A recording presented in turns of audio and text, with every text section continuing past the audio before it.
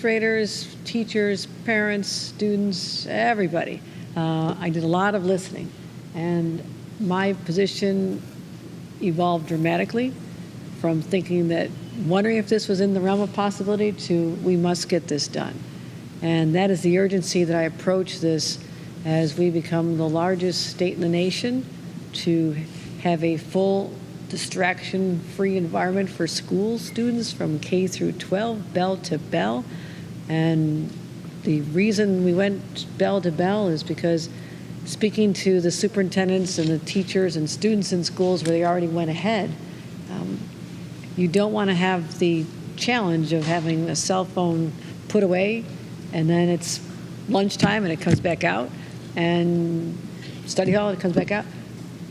Because guess what? The students stop communicating, and that's when they should be getting the opportunity to develop interpersonal relationships and friendships, and to be able to, without that distraction, actually speak to other students again.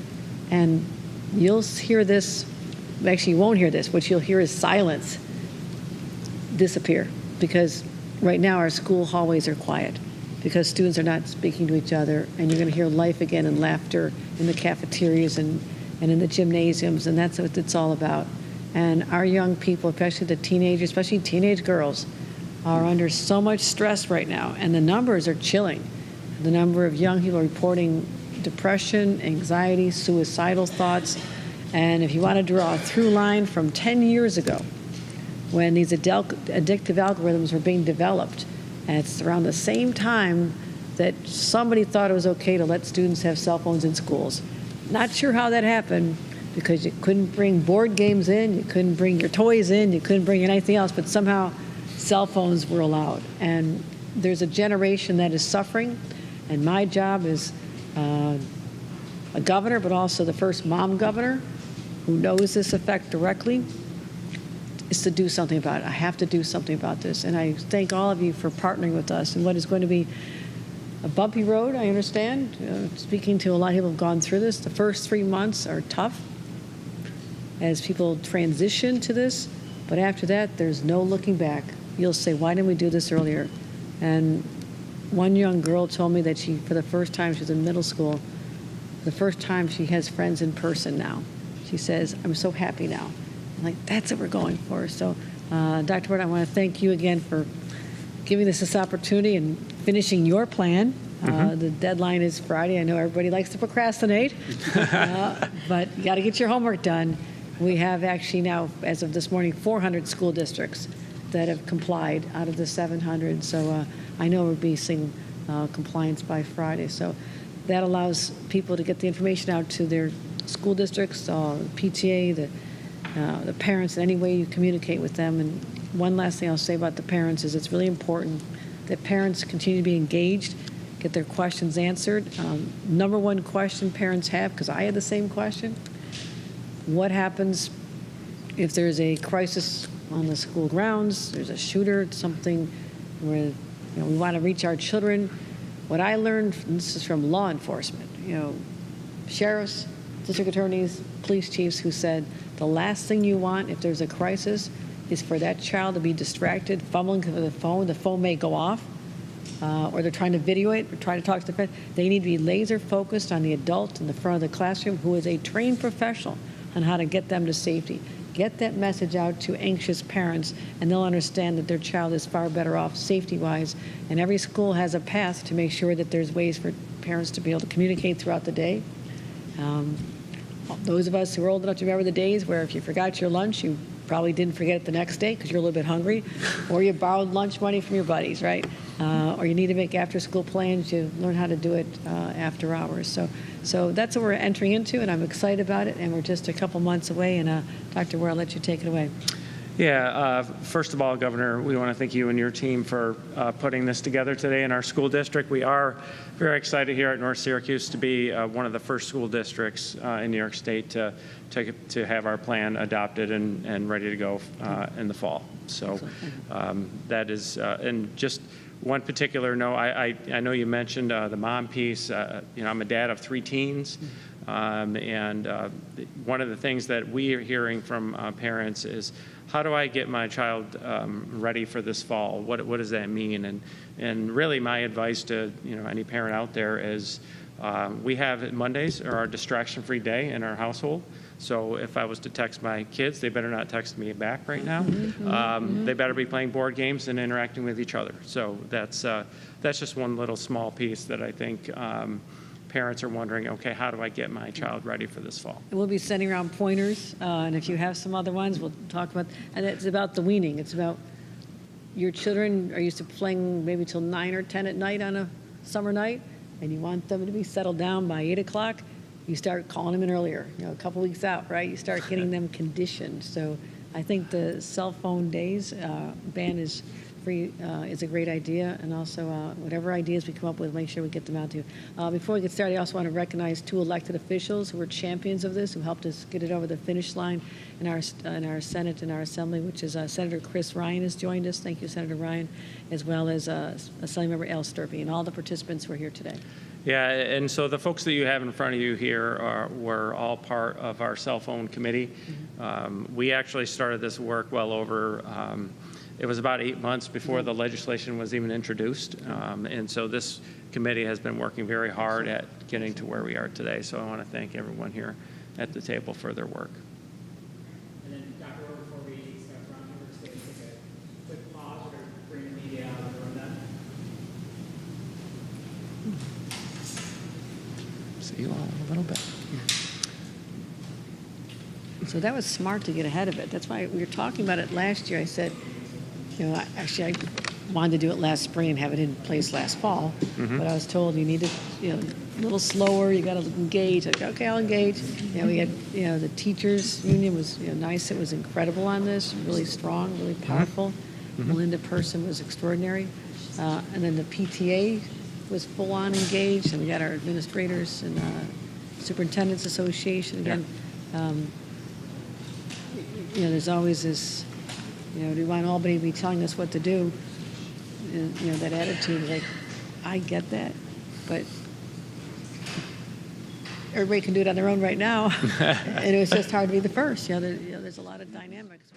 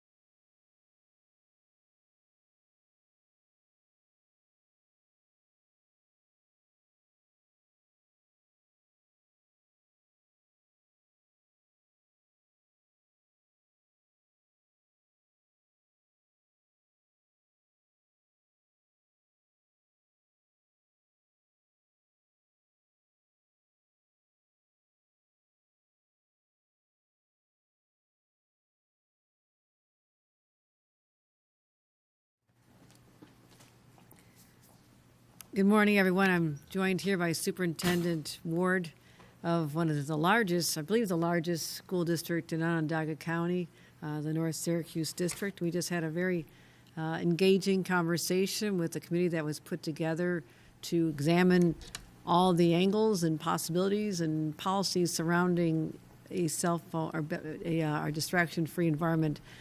New policy that's going to affect this fall. So we're very excited about it, and the engagement we had from students and teachers and administrators really is going to position this school district to be prepared for and to be able to handle very well the advent of this new policy. So it's a new day here in Syracuse as people are starting to really realize reality is setting in. There will no longer be cell phones and distraction devices in students' hands during the school day, and it's going to make a real difference in their lives. The quality of education they'll receive, their interpersonal skills will definitely improve because right now you walk through a school, it is silent. No children are speaking to each other in the lunchrooms or in the cafeteria. They're not engaging, and they're not engaging as we all did when we were younger, making friends in person and having in-person conversations. So this is a new day for Syracuse, and we're on the verge. Just a short time from now, it's going to be very different. But this time next year, as I said, we're going to come back here and say, what took us so long? This is something we should have done a long time ago, and I'm glad I could be the governor who got this over the finish line. Any questions? We'll start with on topic, Ellen. We had 400 schools have already submitted. Have you looked at them, or are they all pretty much the same? And how are you expecting the rest of the schools to be on time? Well, they're all working on it. I mean, even administrators can be procrastinators just like students sometimes. And so I know that we'll be looking forward to full compliance this Friday. And again, I was reporting on 300 on Friday, and now it's 400. So the numbers are going up exponentially. And they've had time to work on this. Again, I commend the superintendent here for engaging even months before the bill was signed, because we had telegraphed this was going to be the case. And I said this last year. This is something I want to get in the next session. I expect to be successful, and it'll be in place in fall of 2025. So we gave a long runway for people to start contemplating this and putting together committees. And when they were able to see finally what the law was months ago, they could start doing the real work in earnest to put together a policy that'll work. Governor, I know that each school district will have slightly different plans, there will be different variations, but is there a through line that you've seen to try to account for the hectic parts of the school day, like drop-off and pickup? Are we seeing situations where, you're going to see hundreds, if not thousands in some school districts, kids lining up to get their phones back or put them in somewhere at the beginning of the day? Well, not a through line because we have so many different size school districts.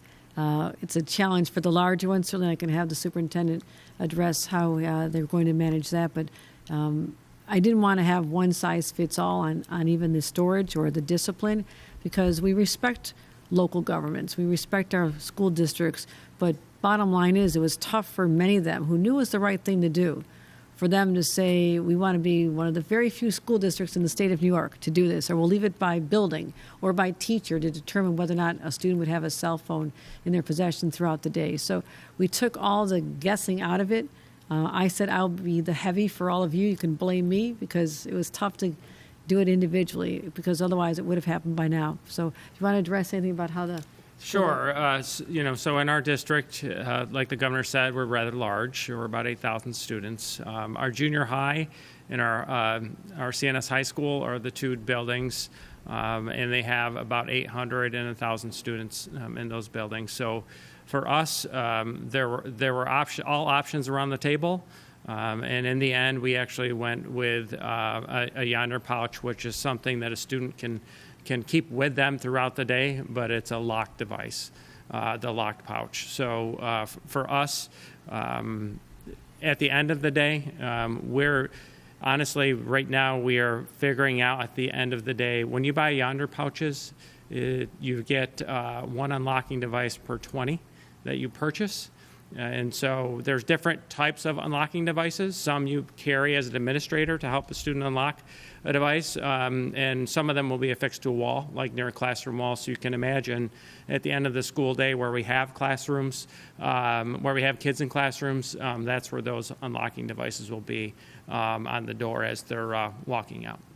You mentioned the Yonder devices, both for you and for the governor. That company is getting quite a windfall through this policy indirectly. It seems quite a few districts are going that route. Somewhat ironically, if you go on social media, there's also quite a few videos of teens who have worked out how to break into those things fairly easily. Is there any concern that they won't work as intended? I've said this earlier in a different, kids are resilient. They're going to find a way. It doesn't matter what you choose, whether it's leaving them in their lockers, right, and them having access to that. It's just something that we think this is the best solution. There really isn't a perfect solution out there to this, but we feel, especially in a large district, this is the best solution for us. Any other on topic? You mentioned the kind of preparing the kids for it, preparing the parents for it, and the weaning.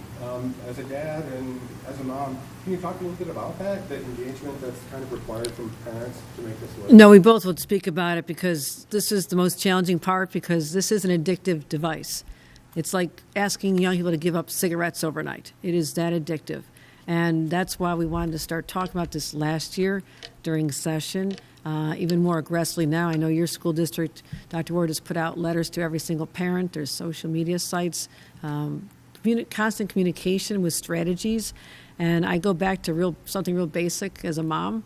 When summertime and the kids are out till 9:30 or 10 at night, but on a school night they're going to have to be settled down by 7, you start having them come in earlier, a little bit by little bit, and you start weaning them of that. And Dr. Ward will talk about a strategy he uses at home, but there are techniques, but I think it's also a lot of understanding from parents. You know, it's going to be important, and start the conversations now about why it's good for the students, that they'll emerge. They're going to have more friends in person. Those who are being bullied and mocked out, they won't be feeling that stress anymore. And, you know, the parents can describe to their children what life was like without a cell phone in school. And I'd say it was a lot more lighthearted and joyful for the students who now are in really a depressed state, many of them, because of the addictive algorithms and the negative social media messages, as well as the constant mocking out that goes on. I mean, the number of, even a drama teacher would tell me that students won't try out for drama anymore. They won't try out for band because someone's going to capture a video and post it and mock them out. So that is enormous peer pressure that's out there. It will be gone. And so we have to start talking to students about how positive it's going to be. And, you know, bring in, you know, a deck of cards at lunchtime if you want to do something with it. But at least you'll be communicating with other human beings at a level that was always the case until 10 years ago when it was decided not to enforce a ban on cell phones. And so we're in a new day now, and I think we're going to see some really positive results. Yes, and I'm a dad of three teens, 17, 14, and 12. And what we do in our house in order to get ready for this new school year is on Mondays are distraction-free days in our house.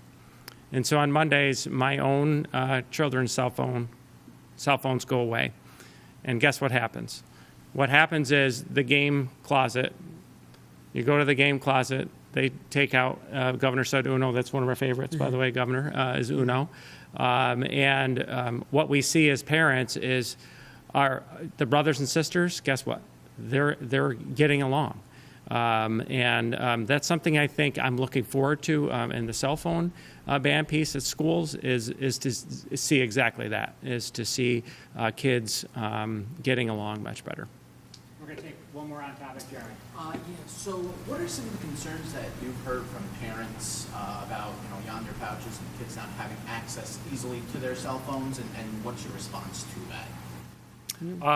So for us, like I said, there is no perfect solution, but Yonder was our best solution. One of the feedback we got from parents was if there was a true emergency, what would happen, right? And kids feel more comfortable when it's on, when the cell phone is on them. Again, they can't use it, but it's on them.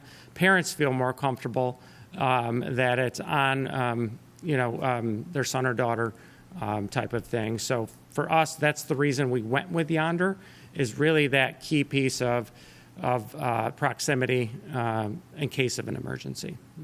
Governor, you mentioned that you're gonna be sending tips to, is the health department involved, or are you gonna go through the school districts, or you have? To the school districts, we have teams we're working on this. Actually, Secretary Hillary Clinton is very engaged, and there's an organization that is mostly looking for teenage ambassadors to go out and talk to students, but also coming up with pointers for parents to make sure we get that information out there. And it's all evolving, but if you speak to parents from districts that have already taken the leap, and there aren't many in New York, but some have, Schoharie School District outside of Albany, they did this 2 years ago, and they would talk about the constant engagement with parents to help them get through this and the lessons they've learned. So we're trying to pull together a community of people who will be a resource for each other as well as provide actual documents. So that information is going out as well. That's an important topic, so one more on topic from Connor. Governor, just in addition to some of the concerns we've heard from parents and maybe some things that were brought up at the roundtable today, there's some 300-odd districts that haven't submitted a plan just yet, and we've heard from a few in our area, even this late in the game, that are saying, we've had a policy to make sure students that don't have their phone out in the middle of class, they're allowed it maybe at lunch or during recess, what have you. Bell to bell just doesn't work for us. Have you heard from districts that are putting up their hand and saying we can't do this? No, this is a uniform state policy, and all districts will be expected to comply. Are there any districts asking for help, though, to sort of get that done? Helping, well, there's draft plans out there. Absolutely. I mean, there's a lot of models out there. This is not a complicated process. But the complicated part is making sure that a school district does the adequate outreach to parents, so by September 1st, they feel they've had all their questions answered, their students are ready. So, this is a joint effort, but, the educational process comes down to districts, and a school district like North Syracuse is doing an incredible job with this outreach. It's really important. And every school district should understand there's tremendous value in having questions answered on the front end instead of having people worried about it on day one. And also, the number one concern that parents had is the same thing I had. What happens if there's a shooter on the grounds in the building? Don't you want your child to be able to contact their parents? Parents want to be able to contact their child. It turns out that's the worst thing that can happen. Police commissioners, sheriffs, district attorneys have all told me that if there's a crisis on campus, the last thing you want is that child to be fumbling for a cell phone, maybe videoing it, calling mom and dad. They'll be overheard. The cell phone can go off. It is a dangerous situation. And so they're directed to say, I will follow the person in the front of the room who's highly trained in exercises. The teacher knows what to do. Follow that teacher. Don't be looking to talk to your friends, your parents, and communicating on a cell phone, because that could be what leads a shooter to you. And when parents hear that, like, oh, I understand now. And that's what has to get out to the communities as well. All right, we have time for one All off right. topic. All We'll right. let the Thank you so much. superintendent step away real quick. Thank you. And, Connor. Governor,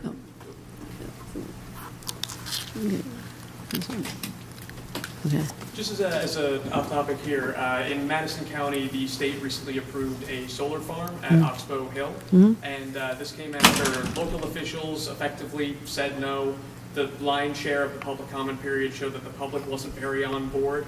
What can you say to people who don't want these kind of projects in their community as the state moves forward with energy initiatives? This is and I understand the frustration. I truly do. I was in local government for 14 years. But our options are limited. They truly are. We have an energy revolution going on right now, and we need to find alternative forms of powering our homes and our businesses that the state law before my time contemplating being shifted to electrical grids generated by wind and solar and hydro as well. Communities have to step up. It's hard, I understand this, but this will power 23,000 homes. What is the alternative?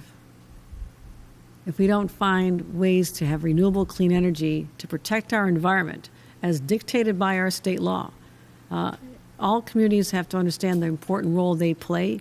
It is a transition, but we're not going back to the old days. We're not going back to, coal-powered generators or fossil fuels. We're trying really hard to take us to a future that's cleaner and safer for our children. So I understand the frustration, but there was a very robust public participation process. Voices were heard, but we also have laws that we have to follow as well. All right, thanks, everybody. Thank you.